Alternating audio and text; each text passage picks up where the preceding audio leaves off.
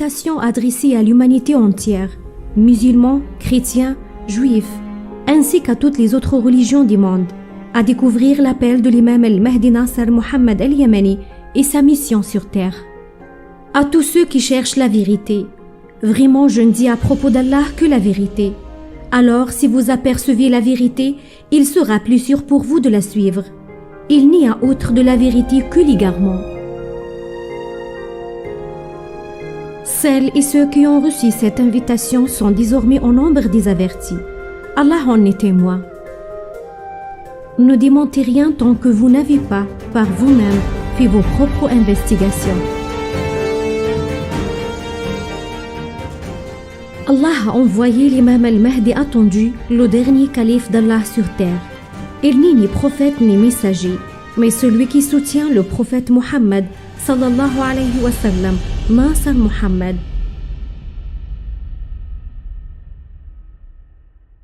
Et il prêche ce que tous les autres prophètes ont prêché, adorer Allah seul sans associé, et revenir au livre d'Allah, le Coran, protégé de toute altération. Les arguments de l'imam al-Mahdi et sa vision. C'est la même mission que celle octroyée au prophète Mohammed sallallahu alayhi wa sallam, le Coran et la vraie sunna, celles qui ne se contredisent pas avec le Coran, dans le but d'unifier les musulmans, d'établir la justice entre eux en se référant au livre d'Allah, le Coran, de dévoiler des faits cités dans le Coran sur notre réalité actuelle, d'inviter à l'islam. Preuve de son élection par Allah pour être son calife, la science. Allah subhanahu wa ta'ala lui a octroyé la science du Coran via les manifestes, al-bayanat, pour qu'il puisse apporter des arguments issus du Coran.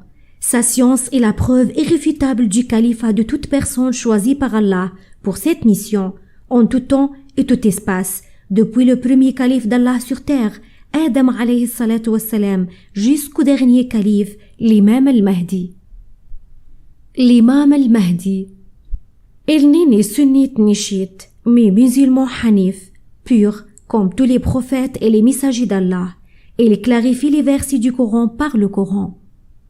Il appelle à la coexistence pacifique de tous les peuples et toutes les nations et leur annonce qu'ils sont à l'ère des grands signes de la fin des temps, qui est aussi l'ère des manifestes, al-bayanat, du Coran. Il appelle à retourner vers le livre d'Allah, le Coran, protégé de toute altération et qui domine sur tous les autres livres. Quant aux falsifications introduites dans la Torah, l'Évangile, ainsi que dans la Sunna prophétique, et qui ne vont pas dans le même sens que le Coran, ils n'ont pas été révélés par Allah subhanahu wa ta'ala, mais insufflés par le diable, ash-shaytan, et l'imam al-Mahdi détient un manifeste sur le sujet. Il appelle les musulmans à cesser de s'entretuer, à s'unir dans la paix et de renoncer aux différentes doctrines religieuses, parce que cela fait objet de séparation dans la religion, alors que la discorde est interdite dans la religion d'Allah et contraire à son commandement, et il détient un manifeste sur le sujet. Il appelle les musulmans afin de leur clarifier la vérité de l'imam al-Mahdi attendu à partir d'arguments du Coran et de la Sunna. Elle explique la sagesse concernant l'association at-Tawatu du nom de naissance d'al-Mahdi attendu avec celui du prophète Mohammed sallallahu alayhi wa sallam et détient un manifeste à ce propos.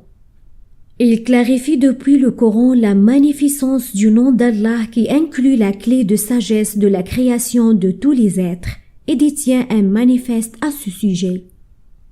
Il appelle les gens à vouer le culte à Allah par amour pour lui et non pour accéder au paradis, et qu'il se fixe comme but ultime la satisfaction d'Allah et non pas la considérer comme un moyen pour accéder au paradis. Allah les a créés pour lui et a créé le paradis pour eux. Il appelle les gens à quitter leur croyance envers l'intercession, shafa'a de ses serviteurs en faveur d'autres serviteurs, vu qu'il n'y a pas de plus miséricordieux qu'Allah subhanahu wa ta'ala, et lui seul détient le pouvoir de faire intercéder sa miséricorde pour ses créatures. L'imam al-Mahdi a publié un manifeste à propos de ce secret depuis le Coran. Il appelle les gens à adorer Allah d'une adoration suprême, jusqu'à la conquérance dans son adoration envie d'être le plus proche de lui. Aussi ne pas laisser ce privilège uniquement aux prophètes et aux personnes de bien. Ne sommes-nous tous pas les serviteurs d'Allah? L'imam al-Mahdi a un manifeste à ce sujet. Il nous montre depuis le Coran la vérité sur le faux Messie.